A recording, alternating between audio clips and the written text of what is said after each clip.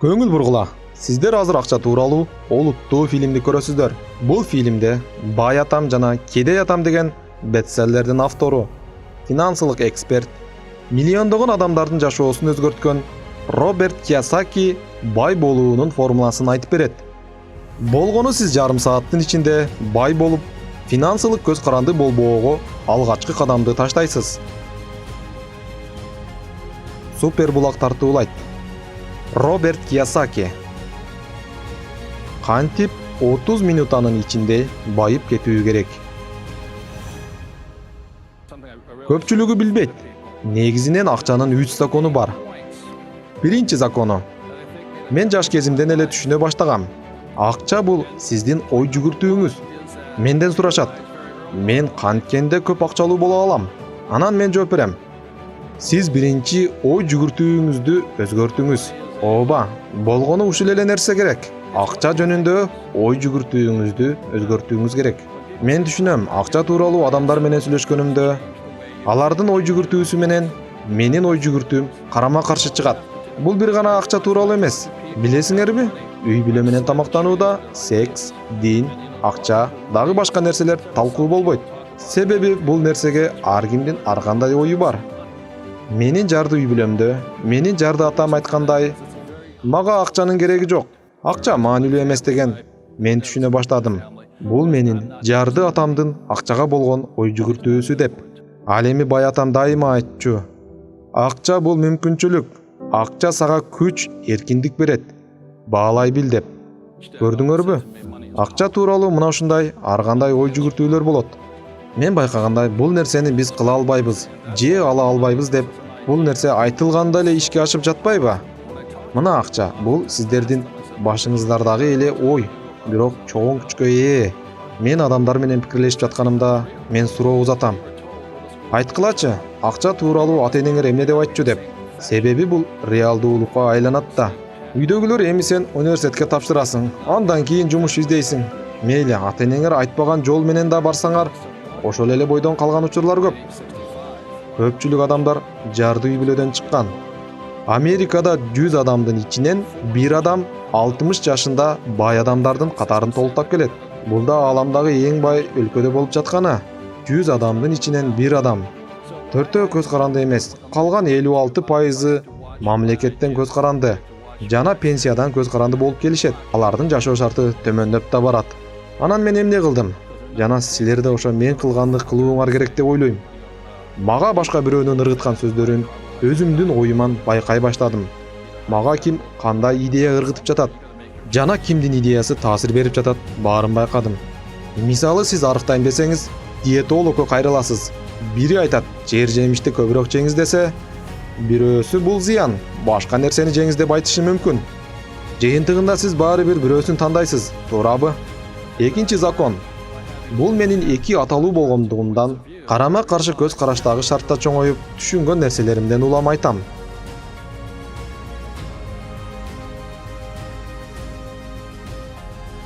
Менин жарды атам бай атама караганда акчаны көп тапкан. Мен ойлойм, биздин эң чоң кетирген катабыз, эгер лотереядан утуп алсам, мен байып кетем.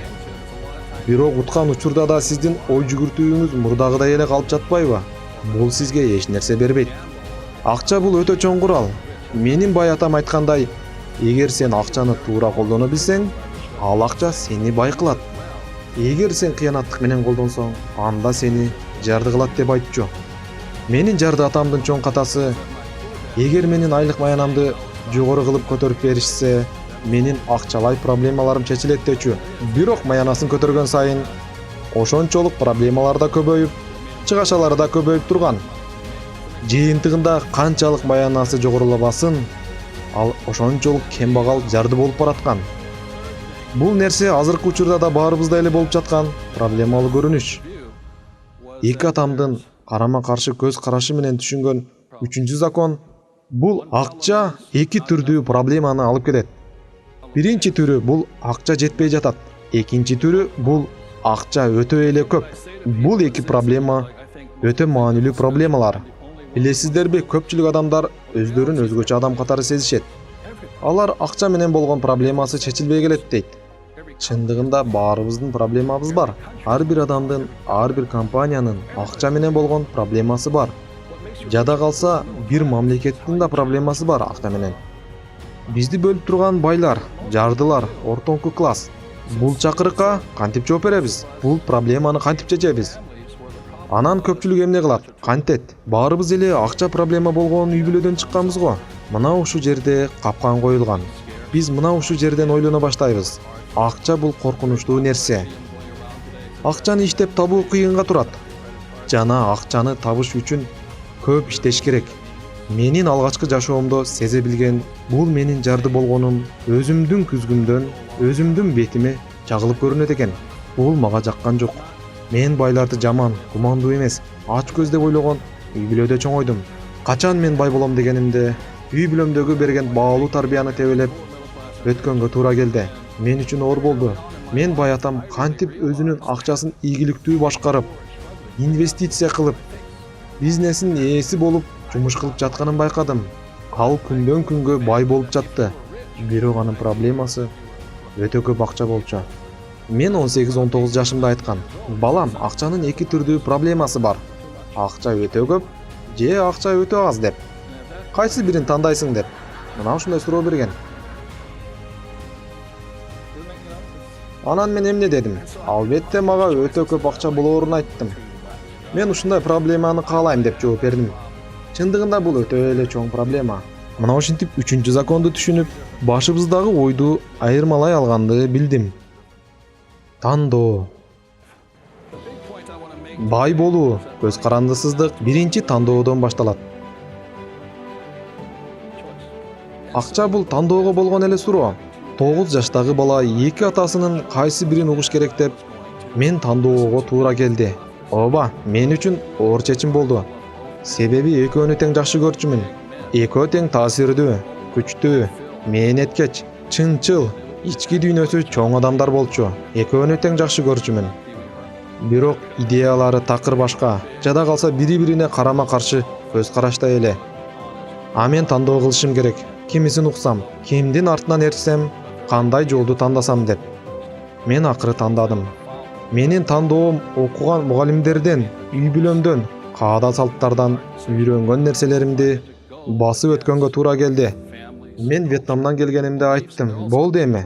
Бакалавр даражасында билимим да бар. Болот десем, жакыратам, эми балам кайсыл жака барып окуйсуң? Магистратураны дейт. Ата, мен окубайм деп жооп бердим. Сен жакшы жумуш таба албайсың, магистратурасыз. Айлык маянаң да жакшы болбой калат балам. Жок ата, мен жумушта издебейм деп жооп бердим. Ал мындай талкууну тамак учурунда баштабайт эле. Бул жолкусунда ушу темада сүйлөшүп калдык. Карасаңар, бул мамлекеттик модель. Бул сиздин эмне менен алектенгениңизге карабастан эле куралган модель. Ал болгону сенин билимиң канчалык деңгээлде экенине карап куралган модель. Бул анын реалдуу жашоосу болчу, меники эмес. Бир сөз менен айтканда, мен тандоо кыла алам. Бул нерсе менен сиздерге айтаарым, ар бир таң атканда тандоо кылыңыздар. Бай болуу, жарды болуу, ортоңку класста болуу ар кимдин өзүнүн тандоосу. Мен өзүмдүн тандоомду кылдым. Акчалай кирешенин квадранты. Квадрант деген сөз 4 санынан келген. Бул квадрант көрсөтөт. Бул алам кандай 4 адамдан турат. R – бул жумушчулар, P – кесипкөй ишкерлер, B – бизнесмендер, I – инвесторлор. Менин жарды атам дайыма айтчу, балам сен университетти бүтүрүп, жумуш изде. Мына ошентип жарды атам мени жумушчулар тарапка үндөчү. А мен болсо бай болгум келет дечүмүн. Апам болсо, балам атаңды укпай эле кой. Ал медсестра болчу. Балам бай болом десең, врач бол. Алар көп маяна айлык алышат. Апам мени кесипкөй ишкерлердин тарабына үндөчү. Билесиңерби, адамдар айтышат, эгер ийгиликке жетем десең, кандайдыр бир кесиптин ээси бол деп. Юрист, электрик, бухгалтер бол. Бул айткан адамдар өздөрүн акылдуу сезип айтып жаткандыр. Ооба, булар мен айткан ортоңку класстагы адамдардын акылдуулары. А мен бай атам айтчу, сен начарсың. Жалдап иштетүүчү адамсың. Сен берилген тапшырмаларды араң аткарасың. Чиелишкен жумуш сен үчүн эмес, акылдуу да эмессиң дечү. Бул жерде акылдын деле көп иштетүүнүн кереги жок деп Сенин ордуң бул жер деп бизнесмен тарапты көрсөтчү. Мына ошон үчүн көпчүлүк бай адамдар ушул жерди толуктап келишет. Алар өтө эле акылдуу эмес. Алар болгону айланасын акылдуу адамдар менен курчап алган. Булардын өзгөчөлүгү мына ушунда. Акыркы бөлүгү булар инвесторлор. Булар менталитети да башка, сапаттары да башка болушат. Алар дайыма акчаларды өздөрүнө иштөөсүн каалашат. Алардын сөзү: мен ушу инвестициямдан канча акча ала алам? Акчамды канчалык тез убакытта чыгара алам дешет. Көпчүлүк адамдардын жеке планы болот, бирок инвестициялык эмес, сактоочулук.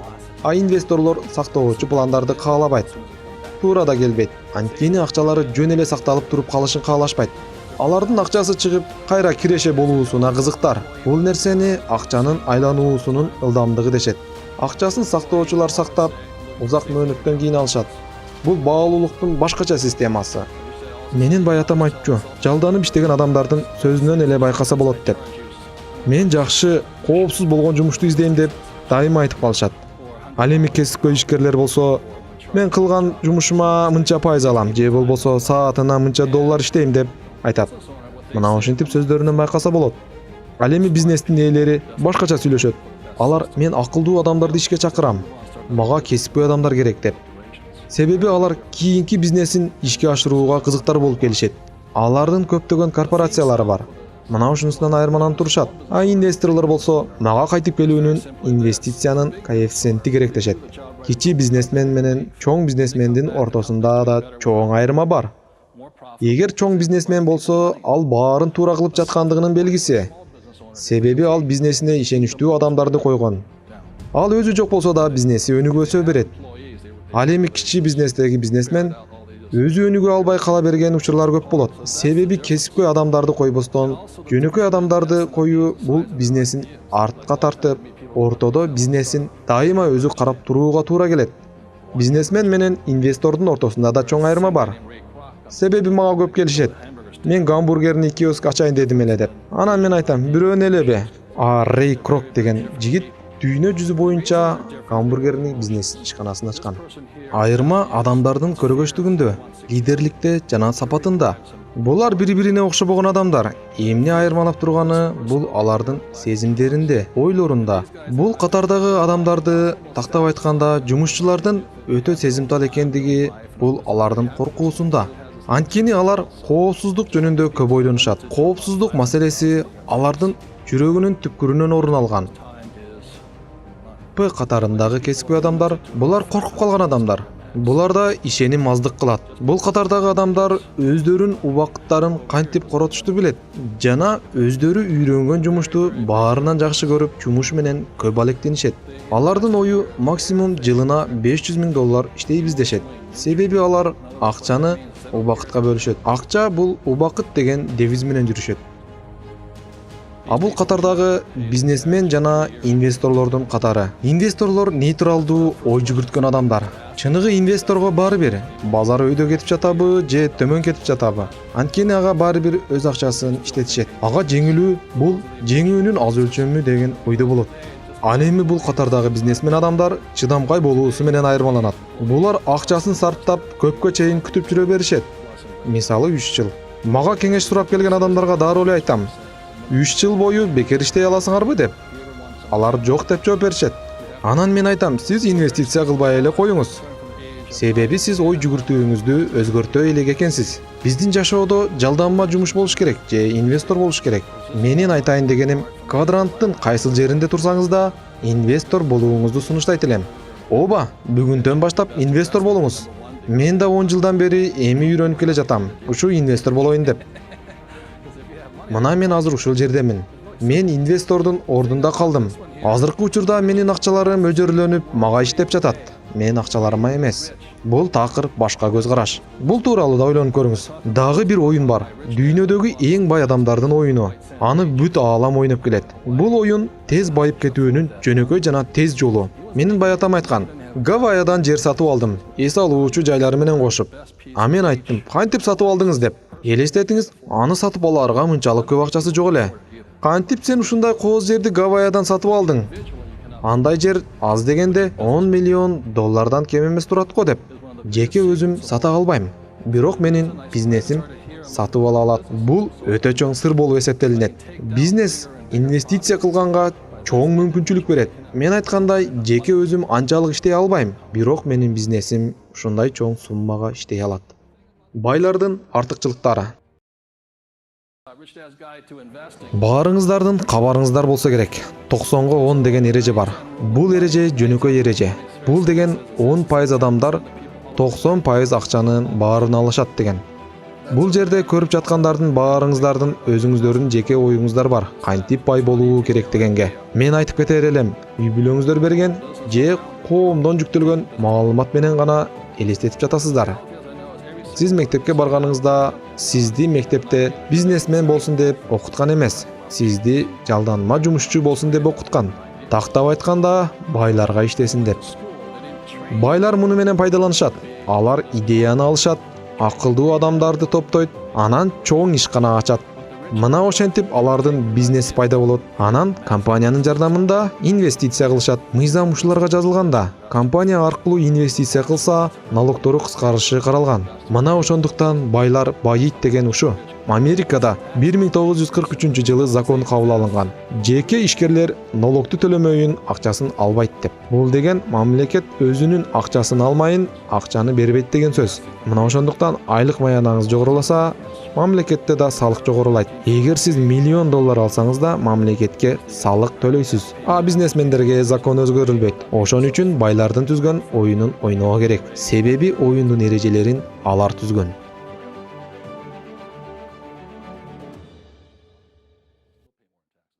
Байлардын капканы.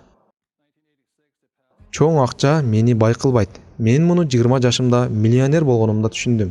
Билесиңерби, акча көбөйгөндө IQ интеллектиң да жогору болот деп ойлойсуң. Чындыгында акылсыз болуп жатканыңды сезбейт экенсиң. Менин ар кандай кымбат баалуу унааларым, сулуу аялдарды алып, себеби миллионерсиң да. Канчалык акча көп болгон сайын, ошончолук келесо болуп баштайт экенсиң. Чоң акча мени кайра кембагал жарды кылып жатканын сезе баштадым. Канча акча табыш мааниге ээ эмес. Кантип коротуп жатканың мааниге ээ. Мен бир докторду билем, Аризонадан. Жылына $500,000 табат.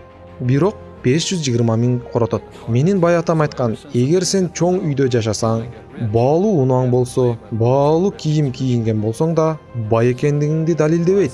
Сен ушул кооздук менен да банкрот болуп калышың толук ыктымал. Мен ушул нерселерди түшүнүп, көп убактымды окууга арнадым.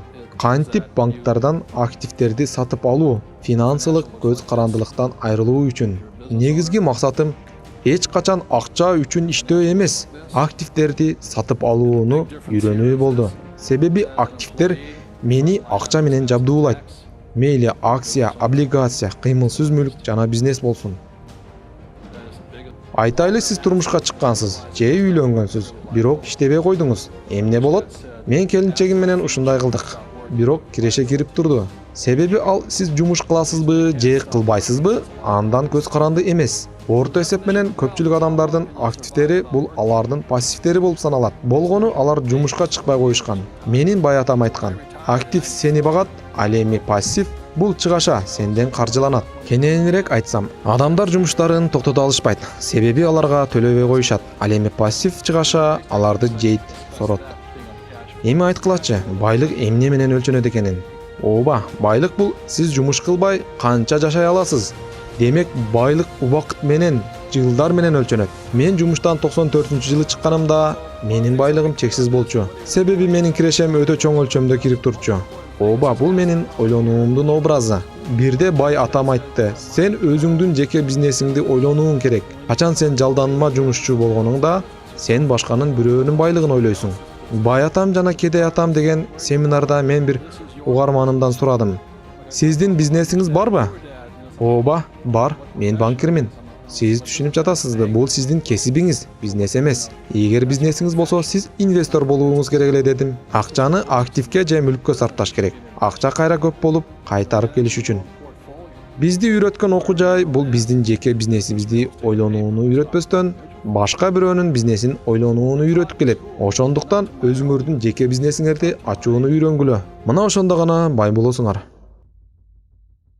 Чыгымдар менен кирешенин өлчөмдөрү. Менин бай атам менен жарды атамдын айырмасы төмөндөгүчө. Жарды атам дайыма айтчу.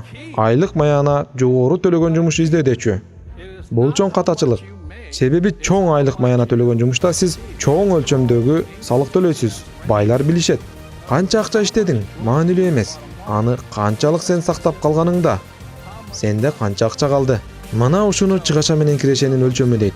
Айтайлы сиз кирешеңизди канчалык деңгээлде активге сарптай аласыз. Активди сатып алуу үчүн 30% сартасаңыз керек менимче. Эгер сиз $1000 иштесеңиз, жок дегенде минималдуу түрдө 30% тарташыңыз керек. Эгер сиз бул нерсени кандайдыр бир себептен кылгыңыз келбесе, анда байкап көрүңүз. Эгер $1000 иштесеңиз, куржунга $300 салышыңыз керек. Билесиздерби, орто эсеп менен көптөгөн адамдар канча акча калтырышат? Эч нерсе калтырбайт. Менин жарды атам дайыма айтып келчү. Мен көп акча табам. А бай атам мен көп калтырам деп айтчу. Көрдүңөрбү? Чоң айырма бар. Ооба, өтө чоң айырма бар. 3 копилка. Менден далилденген сиздерге бир көнүгүү бар. Бул көнүгүү ким аткарса, ал байыганга жол ачылат. Мен кичинекей кезимде менин бай атам мага ушундай 3 копилка берген. Муну кандай деп атасак болот? Тыйын чогулткучу. Эгер бай болом десеңиз, ушундай 3 копилка сатып алыңыз. Бай адамдай ойлонуу үчүн ушул нерселер жетиштүү. Бул биринчи, экинчи жана үчүнчү копилка. Бирөөсү топтогонго колдонулат. Бирөөсү инвестиция кылганга. Ал эми бул кайрымдуулук үчүн. Кайрымдуулук кылып берүү бул өтө маанилүү. Бүгүндөн чечим кабыл алып, бай болууга жолдун ачылышы бул. Сиз айтышыңыз мүмкүн, бул жөнөкөй эле деп. Байкап көрүңүз, буга чейин бүгүн деп кабыл алынган чечимдердин жыйынтыгын азыр көрүп жатпайсызбы? Андыктан $1 ушул копилкаларга топтоңуз. Мен айтам, жумасына эмес, күнүгө топтоңуз. Бул көнүгүү менен сиз мээңизди үйрөтөсүз.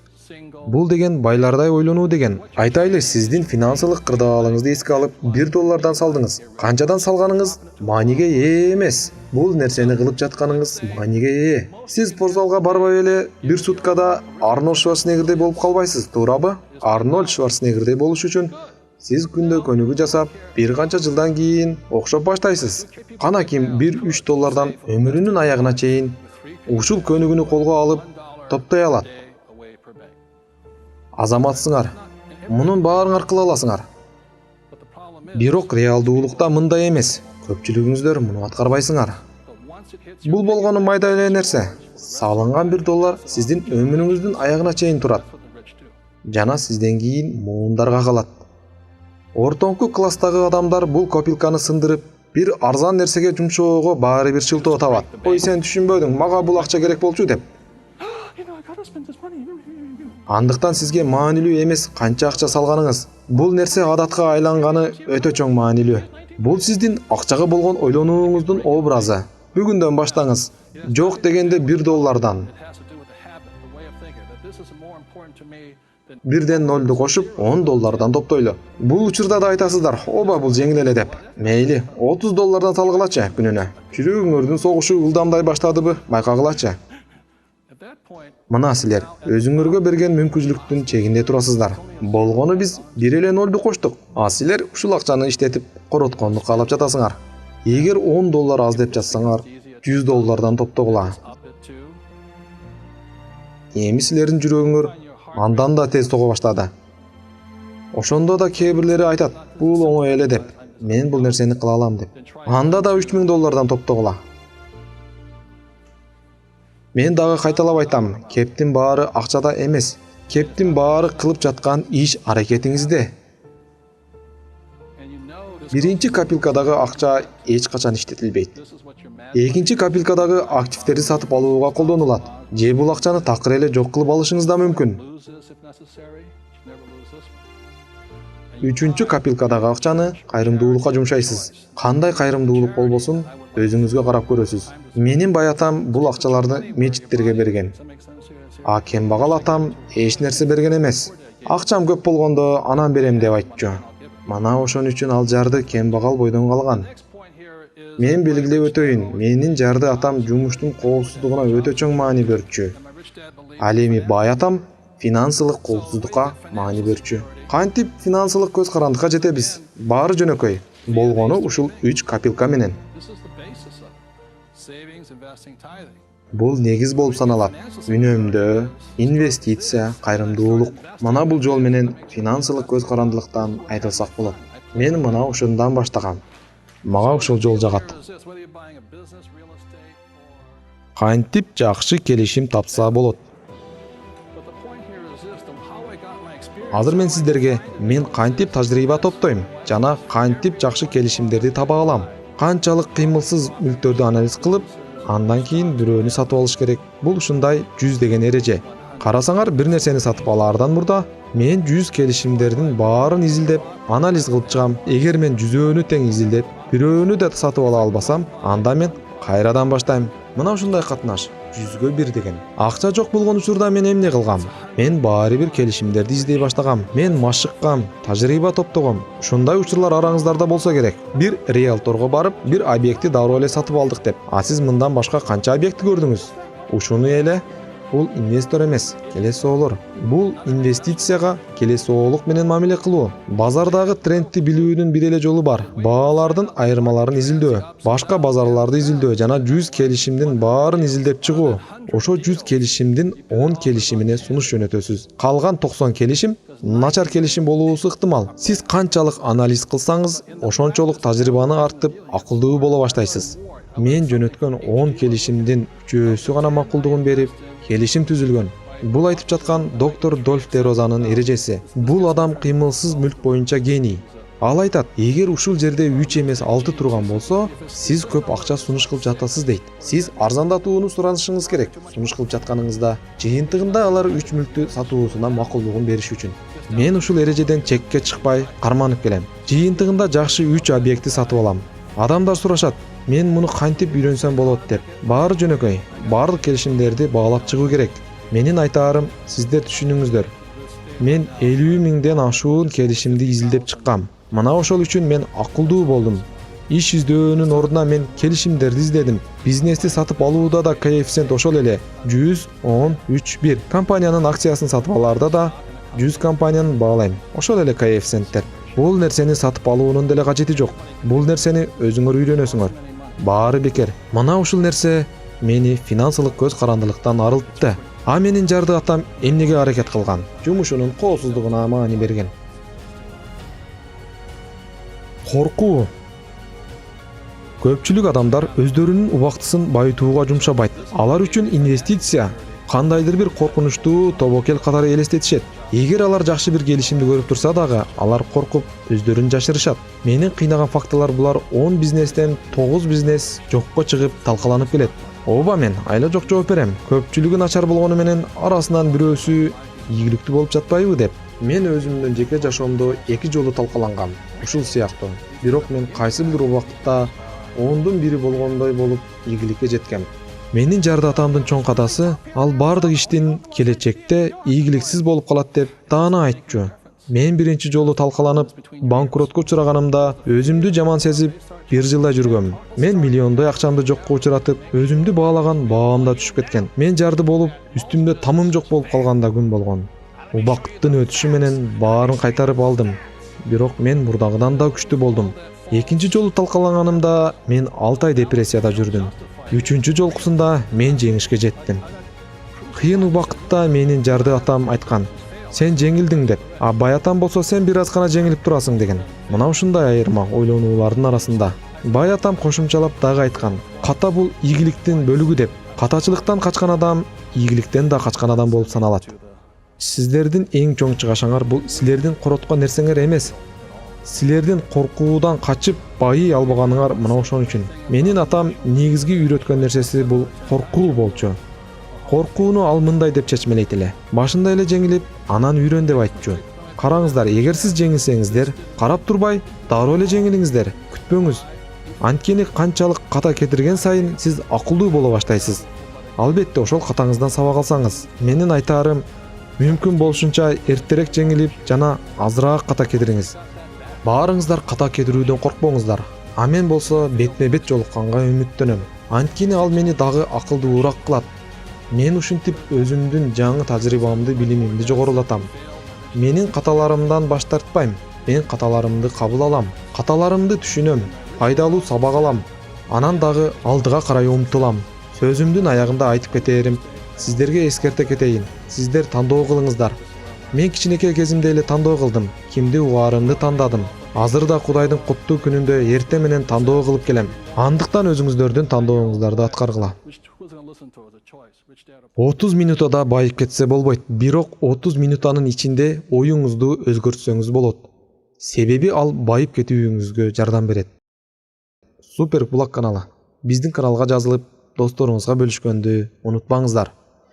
Келечек башталды достор.